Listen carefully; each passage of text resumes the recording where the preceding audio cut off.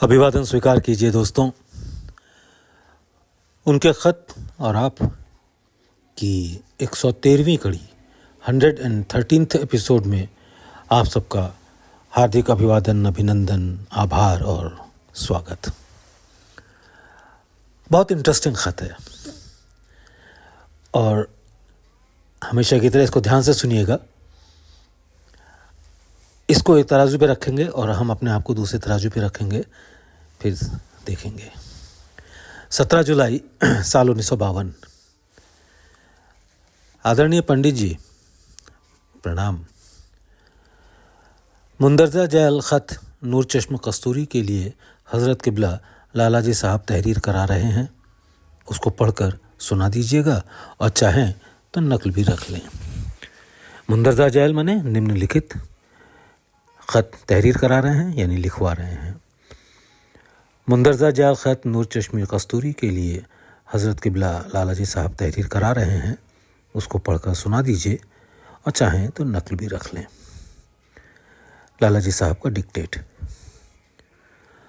दुख्तर नेक अख्तर नूर चश्म कस्तूरी बआफियत बाशंद, यानी नेक सितारे वाली बेटी, मेरी आँखों का नूर कस्तूरी, तुम खैरियत से होगी। हिरासा था, डर था कि कुछ लोग रामचंद्र से बन जाते तो अच्छा था, मगर मेरी हिरास ही है।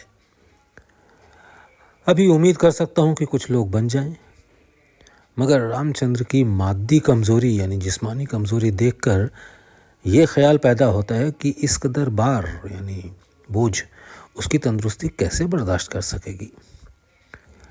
रूहानियत में तो वो जवान है और जवान ही रहेगा। मेहनत अलबत्ता जिस्म की तंदुरुस्ती पर मबनी है, निर्भर है। यहाँ तो लोग ये समझते हैं कि रूहानियत मुंह का निवाला है, जब चाहेंगे मुंह में रख लेंगे। मेहनत करना कोई जानता ही नहीं, जिला देना यानी बढ़ावा देना कोई पढ़ा ही नहीं। बस आला तरक्की का नाम सुन लिया है और किताब पढ़कर ये समझ लिया कि ज़्यादा से ज़्यादा हमें यहाँ तक पहुँचना है। बजाय दुनिया की बेलौसी के, बेलौसी कहते हैं उदासीनता, बजाय दुनिया की तरफ बेलौसी के मालिक से बेलौस हो रहे हैं। इसने खतूत भी लिखे, ख़त भी लिखे, समझाया भी, मगर जूं तक नहीं रेंगती। अब इसके सिवाय इसके और क्या कहा जाए, मर्जी ईश्वर की ऐसी ही है। आदमी थोड़े हैं मगर बहुत नहीं बनते। थोड़े हों और बहुत हों, इससे बदरजा बेहतर है कि बहुत हों लेकिन थोड़े बने। इसके ये मायने नहीं कि लोग ज़्यादा शामिल ना किए जाएं। ये दरवाज़ा तो सबके लिए खुला हुआ है। अब मान लो कि तुम पर उम्मीद रखी जाए तो तुम्हारी भी तंदुरुस्ती नागुफ्ता बैह है, यानी अवर्णनीय है। अलबत्ता तुम्हारा शौक़ और मालिक की मोहब्बत में ये ज़रूर है कि वो बहुत कुछ करके दिखा देगी। और हमें तुम्हारी तरक्की की उम्मीद रखना चाहिए। और ये भी है कि अगर लड़के ना सही तो लड़की ही सही। लड़का और लड़की में कोई फ़र्क नहीं, सिर्फ ज़माने ने अलग अलग करके दिखा दिया है। एक ही उज़ू की दो हड्डियां हैं, उज़ू यानी अंग, एक ही उज़ू की दो हड्डियां हैं जो एक ही जड़ से निकली हैं। कोई ज़्यादा फ़र्क नहीं है। भाई काम ऐसा होना चाहिए कि आइंदा मिशन को जिला मिलती रहे, बढ़ावा मिलता रहे और लोगों को हर्फगिरी का मौका ना मिले। हर्फगिरी यानी आलोचना, लोगों को हर्फगिरी का मौका ना मिले। इसने कुछ आदमी ज़रूर तैयार किए कमोबेश ज़रूरत के लिए। अव्वल तो कोई इनसे काम लेने वाला नहीं मिलता, और मिलता भी है तो वही 1.5 ईंट की मस्जिद बनी बनाई अपने साथ लेके आता है। अगर इन लोगों में से भी इंतखाब करूं यानी सेलेक्ट करूं तो सिर्फ एक मास्टर साहब रह जाते हैं जिनसे आगे उम्मीद पाई जाती है। मगर हर शख्स को हर काम का मलका नहीं होता। जो जिसका काम है वही ठीक कर सकता है। एक आदमी के अगर सब काम सुपुर्द कर दिए जाएं तो वो कोई काम ठीक से नहीं कर सकेगा। There should be a certain block for certain work. यहाँ तो ये हाल है कि लिखे भी एक ही शख्स, मदद करे तो एक ही शख्स, इक्तबासात यानी पैराग्राफिंग करे तो एक ही शख्स, फंक्शन के सेलिब्रेशन और उसका इंतज़ाम करे तो एक ही शख्स, क्योंकि उसके तो दिल से लगी है और दूसरे लोग उसको फौकियत नहीं देते, प्रधानता नहीं देते। ये ज़रूर है कि चौबे जी की दिलचस्पी बहुत कुछ इस तरफ है और रामचंद्र को भी उनसे कुछ कम दिलचस्पी नहीं है। वो तरक्की कर रहे हैं और उनका ख्याल मिशन की अच्छी तरक्की के लिए है। मगर भाई बददिल आदमी, बददिल मतलब ख़राब दिल का आदमी किसी काम का नहीं होता। जो शख्स मिशन के ख़यालात को आवाम में नहीं भेज सकता, आवाम यानी पब्लिक, जो शख्स मिशन के ख़यालात को आवाम में नहीं भेज सकता उसमें मॉरल करेज कम होना ज़रूर कहा जाएगा। दोनों पल्ले बजाने वाला आदमी किसी काम का नहीं होता। इसके इशारे भी अक्सर किए गए मगर वो समझे नहीं। हमेशा एक दरवाजे पर रहने वाले की कद्र ज़्यादा होती है।